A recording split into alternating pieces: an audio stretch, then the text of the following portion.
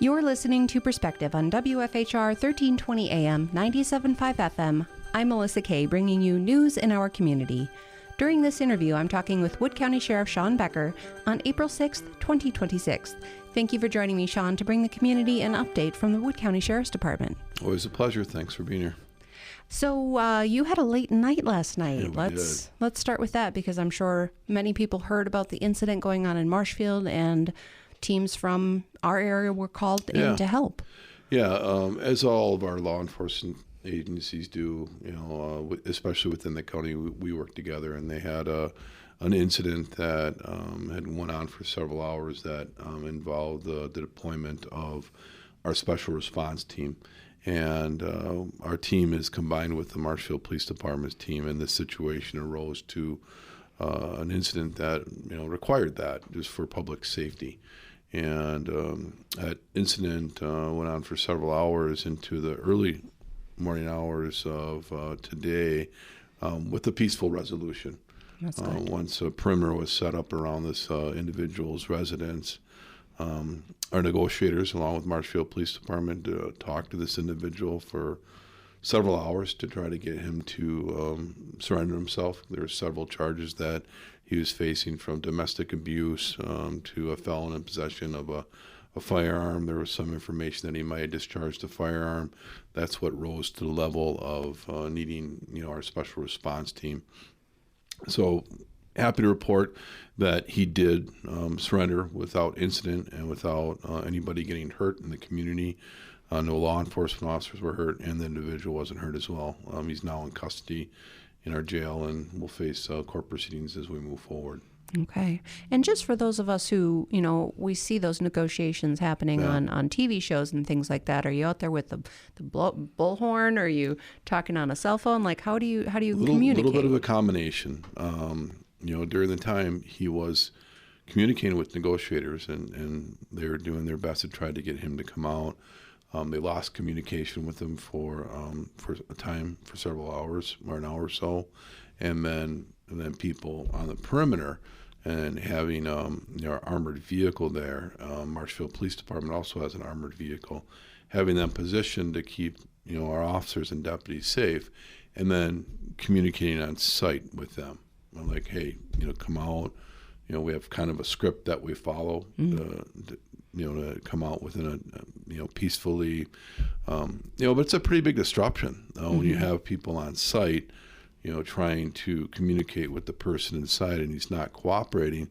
Look at all the residences around there. Right. You have to evacuate people that are close by, so it's a pretty big disruption. And then you're talking blocks, that had to be, streets had to be blocked, and fortunately this was happening late at night into early morning hours of this morning, where you don't have a lot of that vehicle traffic or pedestrian traffic. People are told to shelter in place, but if they're within a few residents, we require them to evacuate for safety purposes. But it's a pretty big disruption. Yeah. So that late at night, are you able to put them up at a hotel, or? Most times they'll find somebody to stay with, but if it came down to that, we could do that. Okay. Well, glad that everybody me too. is safe and that you're okay. And I hope you get a nap today. Eventually I will. It's just, something to bring up to, the listeners, how important it is to have those strong working relationships, within especially law enforcement agencies. We combined our special response teams, several years ago, and we train together a lot. And then if we do have an incident like this, those are the first calls that we make. And as an administrator, as you look at this situation, you have to think of the future. The longer it goes, you can't leave your staff there on site. You have to start thinking about, okay, who do we bring in to replace the people on scene? Right. Do we need different negotiators coming in to talk with this individual? It might be a short event, for the community to see. It took a couple hours. But if you look at the planning process of it, okay, the incident happens, public safety is first. We need to get our perimeter set. We need to evacuate people. We got to make sure that people are safe. and then you kind of, the situation continues from there. So we were thinking last night into the early hours when this individual wasn't communicating with us, all right, what's our plan? Yeah. How are we going to address this?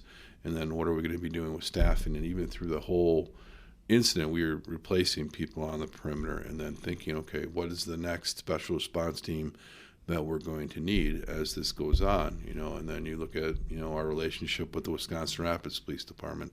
They have a special response team.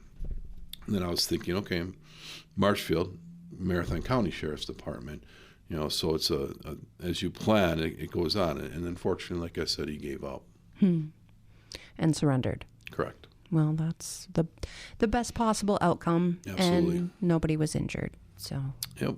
Well, and along with that, last month when you were in, we were talking about the 15th annual crisis intervention training class that just happened last month with, what was it, the ice storm or the snowstorm that we had in the midst of that? But the training still went on. It did. And that's a great segue into May being, May is National Mental Health Awareness Month. Mm-hmm. And as people have gotten to know me throughout, especially the years as sheriff and as a supervisor, the passion and the platform for mental health means a lot to not just me personally, but our department, and seeing how things have evolved throughout my career that goes almost 3 decades, and how the focus has been now mental health, our wellness, our staff's wellness, and then how can we as law enforcement officers get trained better, and that's where CIT comes in. And I'm very proud of the class, 15 years now. And I know I started talked about how it evolved, but just to see it continue and it'll continue for, and it'll keep getting bigger. Mm-hmm. Well, and you have a lot of other agencies coming in from other parts of the state. Yeah, it's just something that, as you can tell, I'm very proud of. Mm-hmm. But, like I said, you look at all the mental health initiatives that law enforcement has taken, just on the patrol side of things.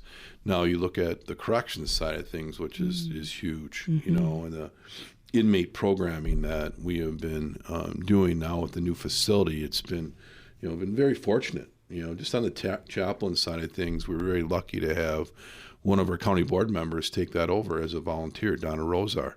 About a month ago, we had to replace our previous person due to health reasons, and she stepped up because she just started to come into the jail just to provide a chaplaincy, just because of her background, and she really likes it. And then that kind of grew into something where now she's overseeing at least that portion of our jail programming. But there's a lot of things that we do within our jail that provide inmate programming. And another huge highlight that was kind of a dream of ours to, build those relationships within your county departments, because you're all working together, and to see one build throughout the years with human services, and now providing our mental health services within the jail.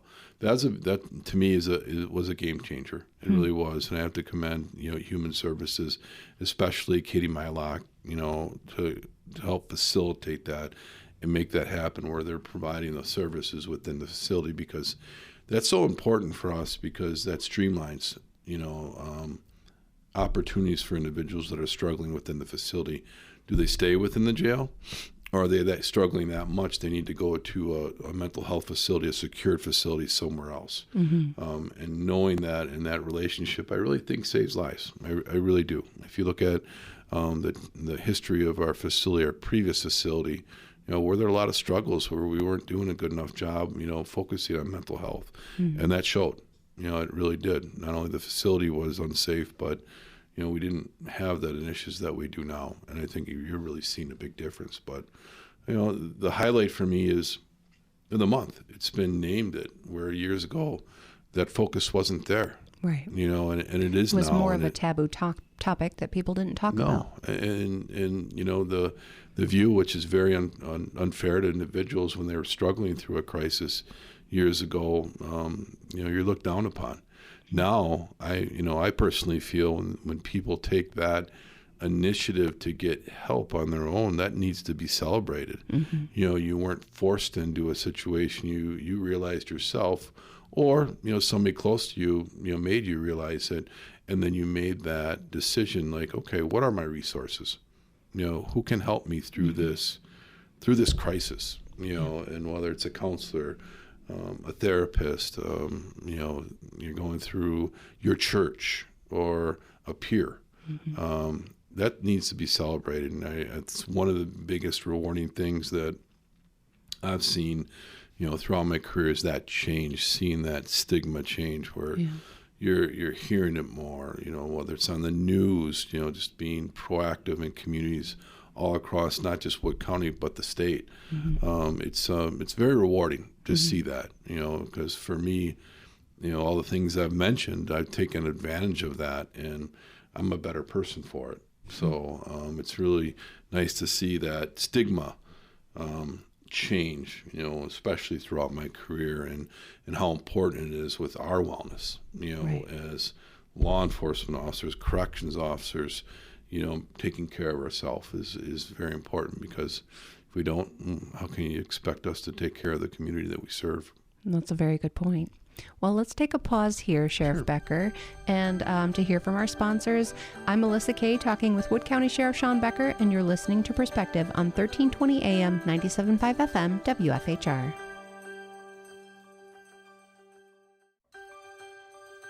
Welcome. You're listening to Perspective on WFHR 1320 AM, 97.5 FM. I'm Melissa Kay, bringing you news in our community. I've been speaking with Wood County Sheriff Shawn Becker, and where we left off, we were talking about how the stigma around mental health and mental health crises has changed, and the open conversations that are happening. You've said that you find those rewarding as you've had a 30-year career in law enforcement. Yeah, I agree. Just the highlights. We brought up CIT and then the community support. Getting grant funding like through Legacy to have a position at the Sheriff's Department where it's somebody that focuses solely on mental health, and as an investigator, and Doug Christensen started that position, and now Alicia Brundage is in it. And shout out to her, happy birthday! And she celebrated her birthday in the last few days. Doing a great job. And then the relationships that we develop through these initiatives. Like I had mentioned, human services, and that CIT course and how that built. It's just a great story that I love to talk about. If somebody brings it up, I could sit and talk about it for hours. And like I said, I brought up Doug and Alicia, Katie Siz, and many others. Sheriff DeFabio is now in a position at the department where it's a deflection position that really also works on that mental health side of things, where people are in crisis, got in trouble. Can we work through that and maybe divert these charges that you might have been arrested or cited on, or something like that. I just like the movement that you're seeing across the country, just on the focus on the law enforcement side, and that relationship building, and that focus on mental health has been really rewarding to see. Well, and something that I've always wondered about and struggled a little bit with is when law enforcement gets called in and it's a mental health crisis. And that's a lot that is being asked of you as a law enforcement professional who's maybe you've taken some training in crisis intervention, but that's not your profession. No, we're not social workers, but sometimes we have to pretend to be. Just like bartenders, right? You got to be therapists. Correct, yeah, absolutely. But, my dream would be someday if somebody's in crisis and, they're comfortable with getting help, that they go to a hospital, where you don't have to call law enforcement, and then, the decision's made that you're going to be committed somewhere, and then you lose freedom, and then you're being handcuffed, and then you're being transported, again, for your own safety. But, but that takes its own mental toll. It does. And how does that individual feel about that law enforcement officer when I called for help? But some situations do arise to that. And that's one thing that we've seen throughout, the career, and how that has changed, where a lot of people in, the early days of my career got committed. And, now, looking at it, they probably shouldn't have been. Maybe there could have been other opportunities, a safety plan, working with, other stakeholders in the community that we've, built those relationships, but they weren't there then. It was a system that, was evolving and changing. And I agree with now, I really do. If we could have, that welfare check come in and we go make sure the scene's safe for everybody, right. And then hand it off to somebody that, all right, this is the training level that I have. Now we've got somebody here that, can take this step further and help that person through that crisis. Yeah. There will be situations that we will have to deal with, and people will get committed because it's unfortunately gotten to that level. But I'd like to take it a step, back and all right, let's not get to that point and really rely on our hospitals to, when people are struggling, they feel comfortable with going there, and I do believe that's changing that, and those relationships, those professional relationships with our hospitals are building to go that direction. I just hope someday that's just the way it's going to be, where I can go there, hey, I need help, and then, all right, we've got people on staff to work through that, assessment and get the help that person needs. Well, and that delves into a little bit of our healthcare crisis issues in this country and people being be able to afford healthcare. But we won't get into that in this conversation. Let's not. Let's instead talk a little bit more about the National Corrections Officers Appreciation Week. This airs next week. Right now, we're in the week, May 3 through 9. And we want to honor and appreciate our corrections officers because that is a tough job, and they are pretty isolated. Yeah, they're part of the team. Unfortunately, sometimes, they might get ignored, but they have a huge part of our team. You're dealing with people that some are at their worst, and you have to be very cautious and protect yourself. But you also have to look at, how can we, as corrections officers, help the individual that are in custody. But it's not an easy job, and in my opinion, every day is corrections officer day to me. But here's a week that has been designated for them, and we've been throughout the week providing extra meals and appreciation that we can, so they know that we all, even as administrators, appreciate the hard work that they do, and they're part of our team. It makes me really think about our county and what we've done and what, the support that we've given. A new facility, we've talked about that. Our county board was behind that. I'm very proud of all of them for working together to make something happen that needed to. And, that's part of for our corrections officers, and paying them, looking at the pay rates in comparison, not just to other counties, but the state prison system. And moving the pay up, should be more, but it's better than nothing. It's a tough job, when you're dealing with people that, just don't want to cooperate, and you have to find ways to work with them, so they do cooperate while they're in custody. Most of the people within our jail will return to the community, and having that belief, which I've really seen throughout the years of that inmate programming, that mental health part of things within the jail, people are believing it, and that's where we can make a difference. And it starts with the staff believing it and working with people, that are at their worst. So if you get a chance and a corrections officer, reach out and say thank you, or just a pat on the back. Any words of encouragement are always helpful. Absolutely. It's not an easy job. No. Let's touch on a couple things happening on June 13th in our last few minutes here. Back the Badge Bench Press Meet is happening on June 13th at the Anchor Bay Bar and Grill. People can still enter.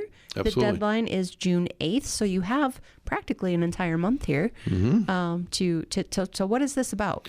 Yeah, I used to compete in bench press competitions several years ago, and then COVID changed everything for all of us, for, any events. And then we are looking at, we've done fundraisers for, our K-9 unit, our special response team, and thought, hey, maybe why don't we try bringing this back? And then Anchor Bay thought, hey, great idea, let's do it.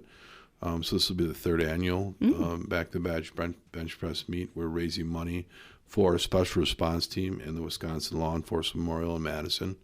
So just looking to get as many lifters as we can.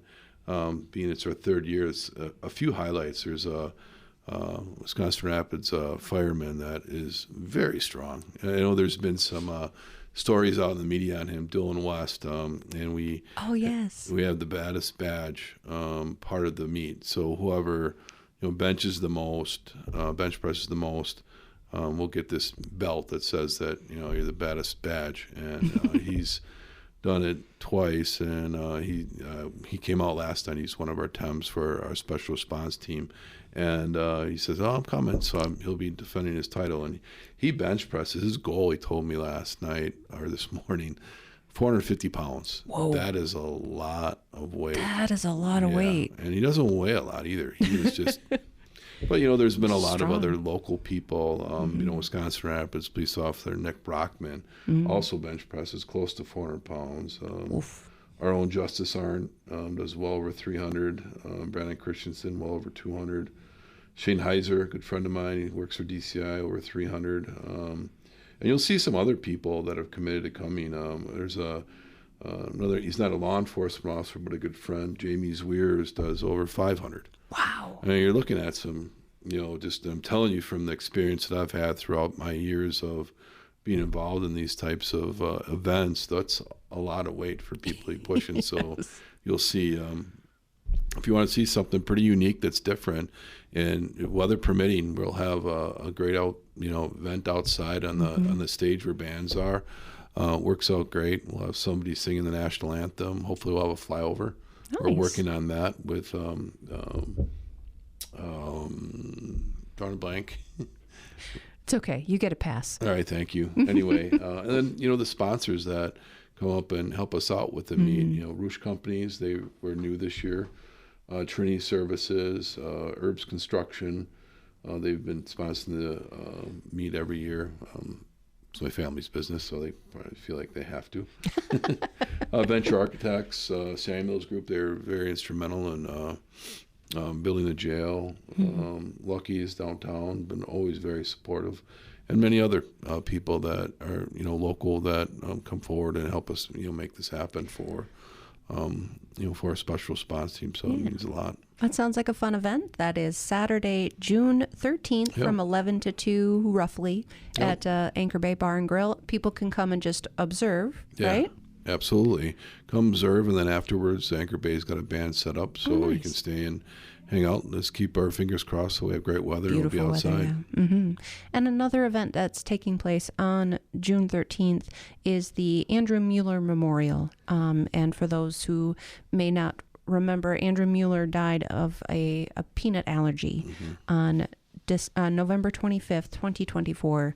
So just a year and a half ago. But Andrew's parents have worked really hard to try to pass that all first responders can carry epinephrine on them when they're responding to a situation. They have it on them and can administer it, because that potentially could have saved his life. Right.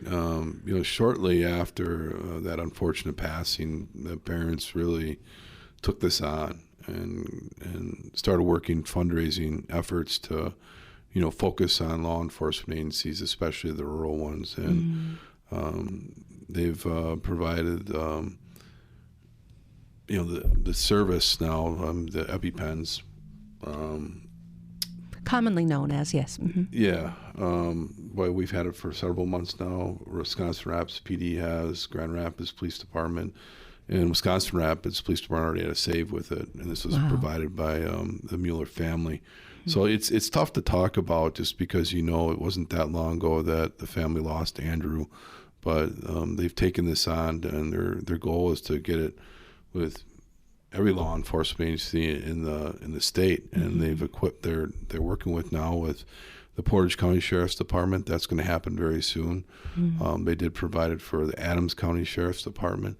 So please come out and support that event. You could do both events. The Andrews event goes on at Golden Sands Speedway on the 13th. Really, all day in into the night. It's a car show, and I got a sneak peek recently. Well, actually, last Saturday at some of the vehicles that were going to be there, and then we did a commercial. Sheriff Lucas and I did a commercial with Mark Mueller where we had pulled him over at the racetrack. I'll check it out. It's on Facebook. Trying to make it just so an awareness thing and have some fun with it and have them pull them over and have it was just a fun video to do for the circumstances. That sounds entertaining. Yeah. And a great cause to Absolutely. Both of those things to come out to on June 13th.